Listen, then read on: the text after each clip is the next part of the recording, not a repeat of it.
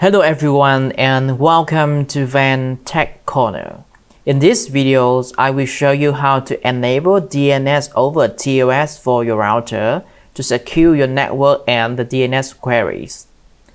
Once you want to access a website or you send a ping command to a domain, there are two things that the routers and your device is going to do.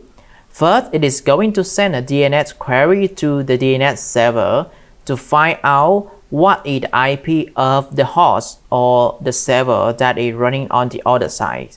And once it receives the IP address, it will perform the action accordingly, either establishing the HTTP or HTTPS connection, or either sending an ICMP ping request to the host or the IP address. As you can see, this is the Wireshark application and I'm currently monitoring the network inbound and outbound traffic on my router, which is ETH1. So as you can see, once my device performs a ping to google.com, at first, there is a DNS query and this query is not encrypted. Therefore, with a software, for example, Wireshark, I can see the domain that it is requesting. However, with DNS over TLS from Cloudflare, we can solve this problem by encrypting the DNS query. Sorry for the long introduction, but I think this will help you understand more about DNS over TLS and why we need it. Let's get started. For this video, I'm using the Habanero development kit at an OpenWRT router, and you can check out the product on the video description. So first of all, let's establish the SSH connection to the routers, and I'm using PuTTY. So 192.168.10.1 is the management IP of the routers, and in your case, it may be 192.168.1.1. Alright, so we are in. And according to the guide, first of all, we need to run the odhcpd update command to update the package database. And after that, we are going to install Unbound. And if you want to manage the Unbound using LuCI, you can just go ahead and install this package, LuCI-app-unbound, and it's going to install all the core packages as well.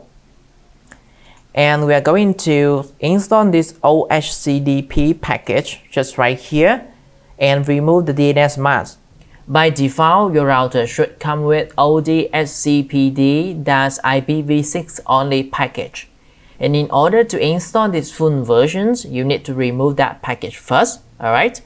So I will show you how to do that later.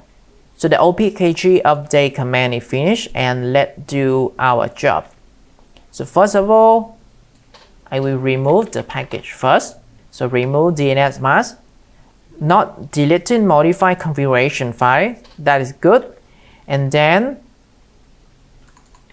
you can do something like this, like odhcpd list install and then ref. So as you can see from the result, we have no odhcpd package installed. However, if you see there is something like odhcpd-IPv6 only, make sure you run the odhcpd remove and then the odhcpd something like IPv6 only to remove the package. So now we are safe to install the package. So first of all, it is LuCI app unbound. Hit enter.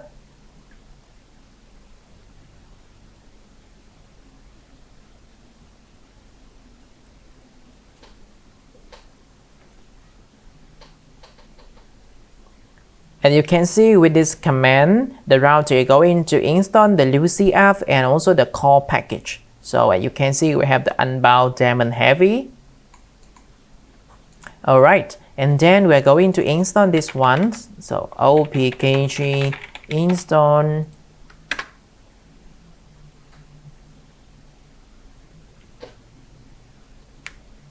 Alright, perfect.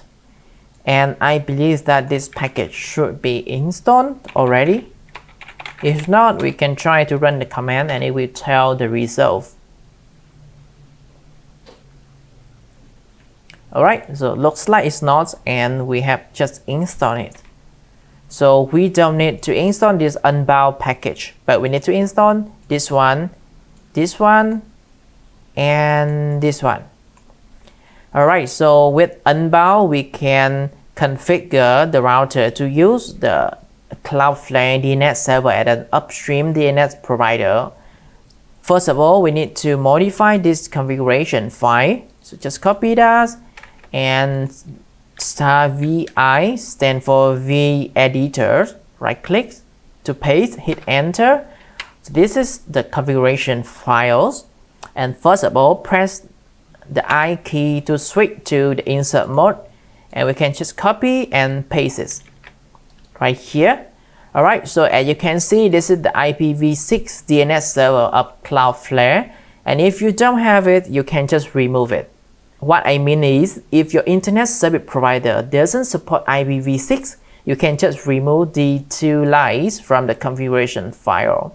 Or else, later on, you are going to receive some error message in the debug, and you may confuse, but I will just leave it. Alright, so when we're done, press the EXC keys and then colons and WQ, which stands for write and quick, hit enter. Alright, so now we can make a copy of these files and replace it with this content. Alright, so first of all, let's go to that folder by cd/etc/config, hit enter, and as you can see, this is the unbound file. I will now rename the file with mv command. With this command, you can move the file to a new location or even rename the file. So unbound, alright, and set a new name for it, unbound-bak, hit enter, and you can see that this unbound file has been renamed as unbound-bak. So now we can go ahead and make a new file by v and then unbound and hit enter, and go ahead and press the I key to switch to the insert mode and copy the whole content from here and paste it on top. Alright, after that, press the ESC key and then colons, write and quick, and yep. And after that, we are going to modify this configuration file by v and then DHCP, hit enter, and press the I key to switch to the insert mode and looks for LAN. Alright, so config Dnsmasq.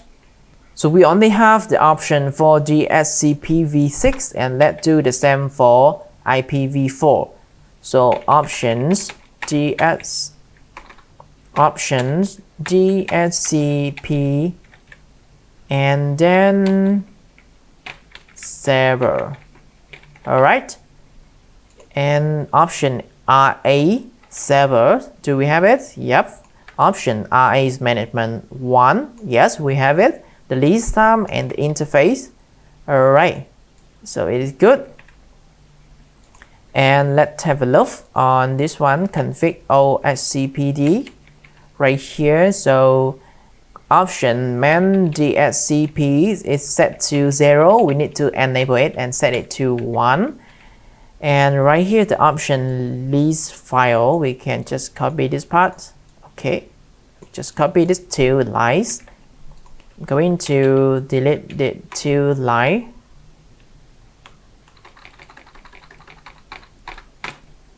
Right click to paste, and it will be something like this.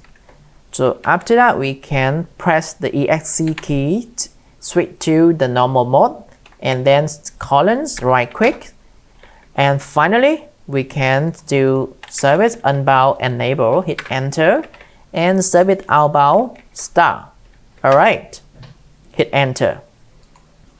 Perfect. I will try to disconnecting from the current routers and request for a new IP address by this command. So IP config and then release, and then IP config renew.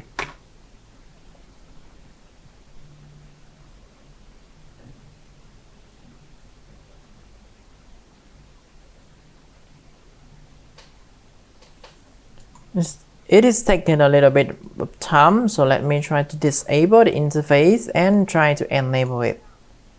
And let's see if we receive an IP address. Alright, it's not good at all. We have no IP address received on the routers. This is not a good signal.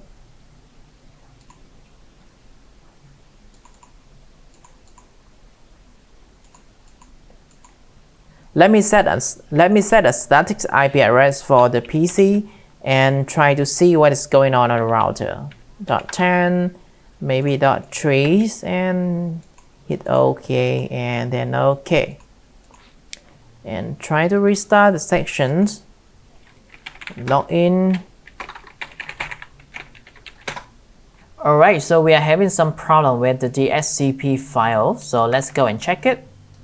Let's go and catch the file. Man DHCP 1, option these files. And the log level is 4, right here is only 3, it doesn't mention the last one, so we can just go ahead and delete it.